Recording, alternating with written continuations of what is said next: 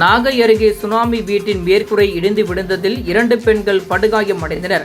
நாகையை அடுத்த நாகூர் அம்பேத்கர் நகர் பகுதியில் கடந்த 2004ஆம் ஆண்டு சுனாமியால் பாதிக்கப்பட்ட 260 குடும்பங்களுக்கு நிரந்தர கான்கிரீட் வீடுகள் தொண்டு நிறுவனங்கள் மூலம் கட்டி கொடுக்கப்பட்டது.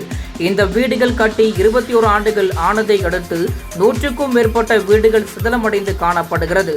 இதனால் அந்த வீடுகளில் வசிப்பவர்கள் அச்சத்துடன் வாழ்ந்து வருகின்றனர்.